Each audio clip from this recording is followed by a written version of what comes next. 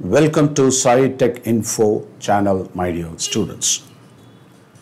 In today's session, I'll be discussing about motion in a plane.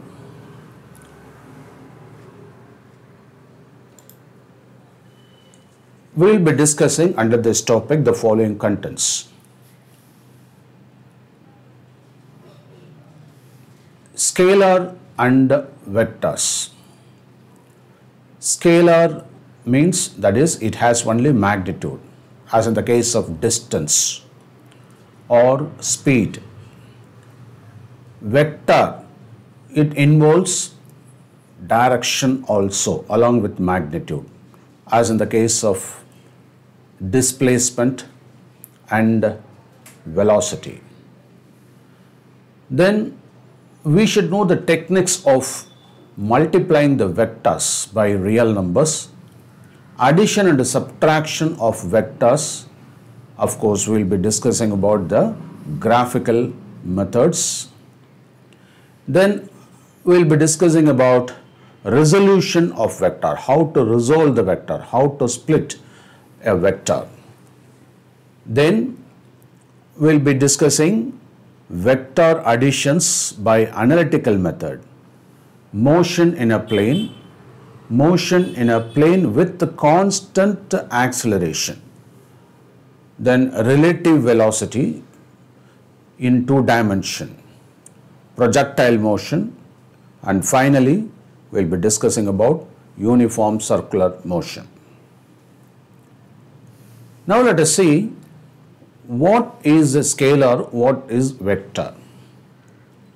We know scalar means it involves some physical quantities that require only magnitude.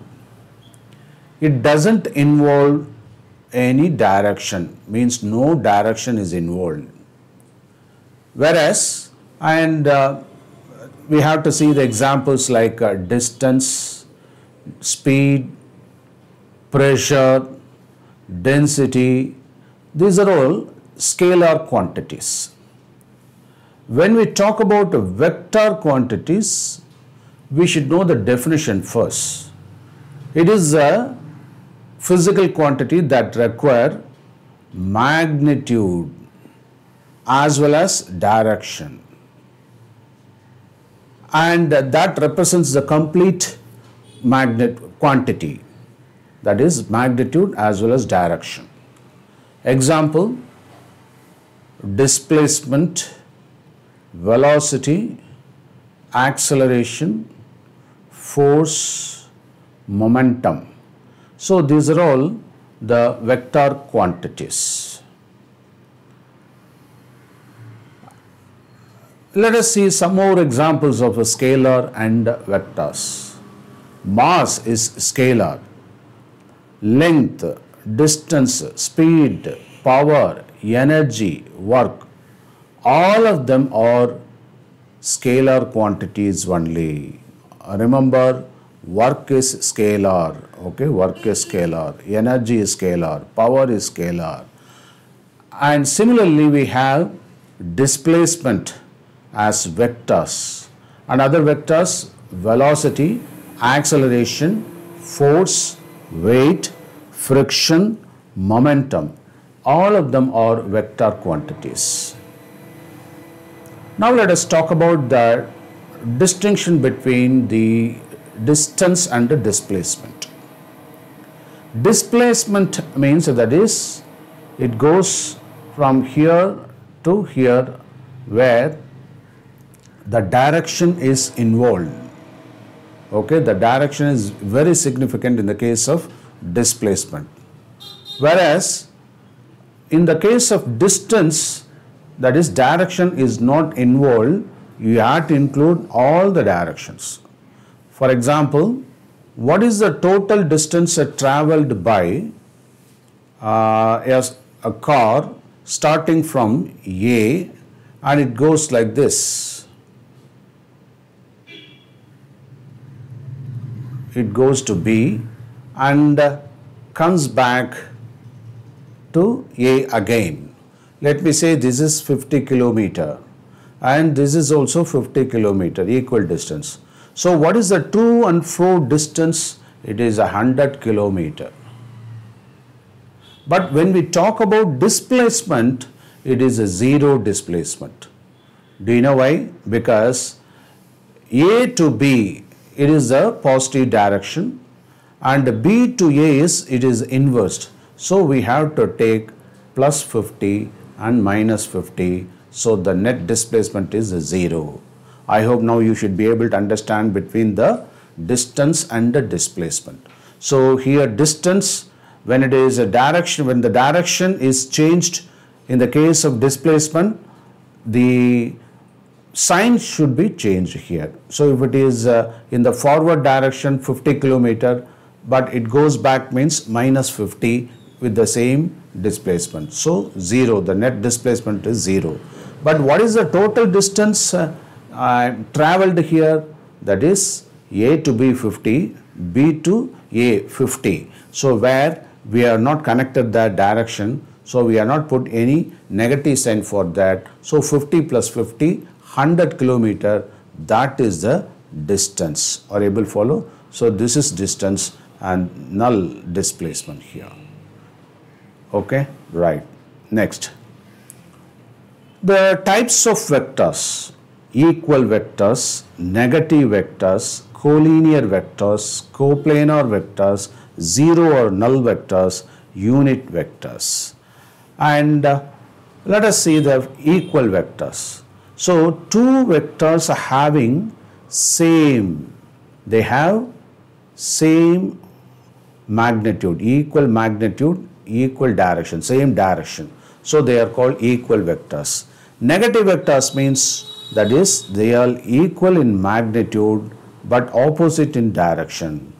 And collinear vectors, so the vectors that are acting along parallel. And then straight lines in same or opposite directions are called collinear vectors. So straight lines in same or opposite directions can also be called collinear vectors. Then coplanar vectors, the vectors are acting in the same plane. Co means same, so coplanar vectors. Zero vector or null vector, as we already discussed in the case of zero displacement.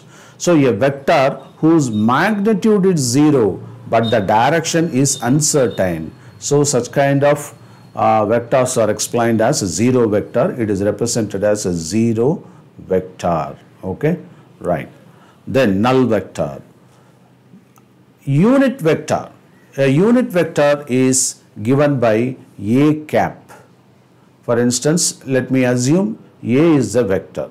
So always we have the convention of putting the vectors in bold letter. Okay. Otherwise you have to put A vector. This is A vector.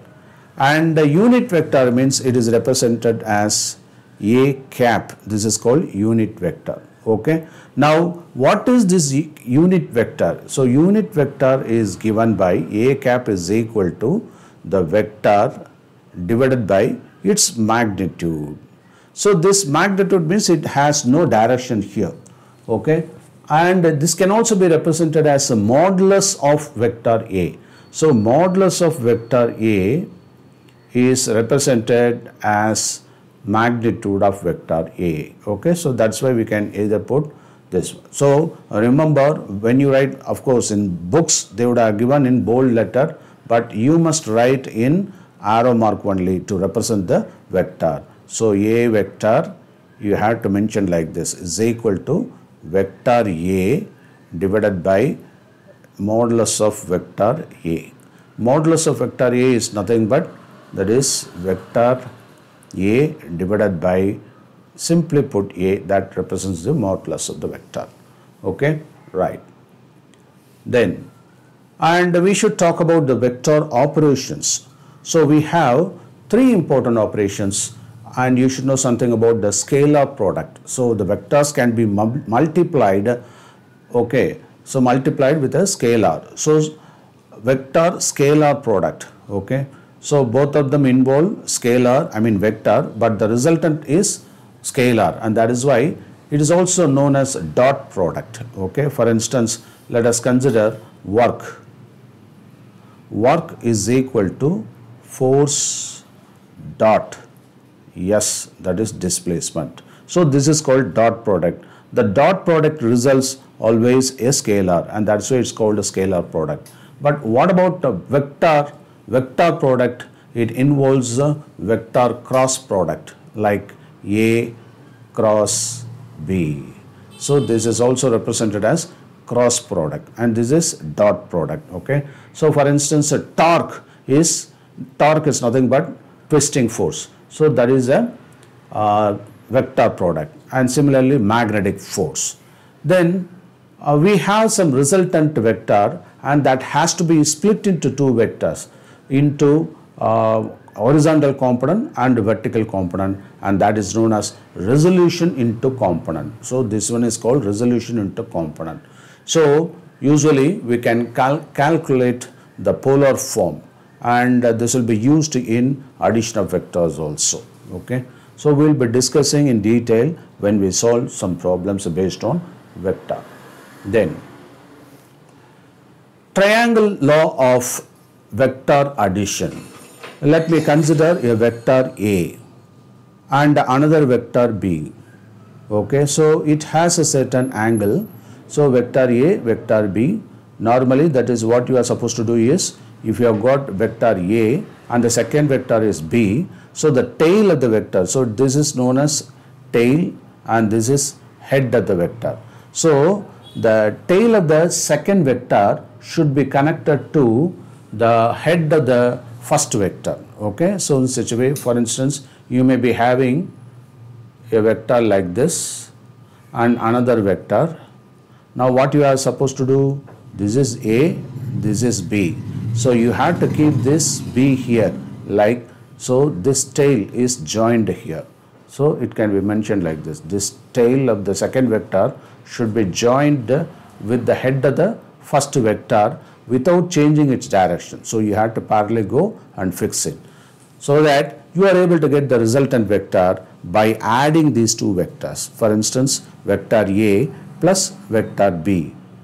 Are able to follow? So that gives the resultant vector. And when you put the right angle here, okay, this is 90 degree, right? So this is 90 degree. So if it is vector B, okay, this is vector B means, and this is theta. Let us consider this as theta. Okay, so the theta, now what is cos theta? Cos theta is nothing but adjacent by hypotenuse.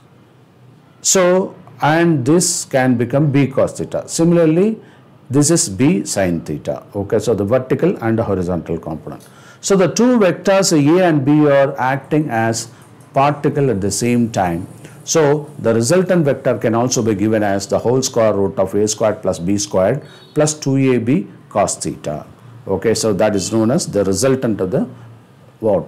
The two vectors. So how you are supposed to write? You can put the resultant vector R, put always the arrow mark, and then A squared, okay, plus B squared. So here it has become magnitude, scalar quantity, and that's why I have not put the arrow mark. So A squared, B squared plus 2AB cos theta.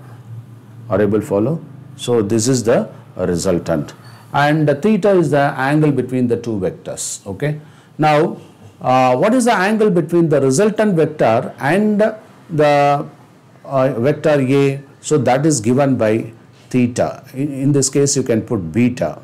Okay. So correct this as beta. So tan beta is nothing but you have the B sin theta. Is it not? Let us consider the right triangle. What is that right triangle? That is T. This is A, this is B. Okay, so you can consider T and you can put C and D. Okay, so TCD in triangle, in right triangle TCD. Okay, in right triangle TCD, where that is tan of beta. This is beta. Okay, so beta is equal to opposite side by adjacent side. Okay, so here the adjacent side is this A plus this small b cos theta, and this one opposite side, so b sin theta. Therefore, tan beta is equal to b sin theta divided by what? A plus b cos theta. Okay, right.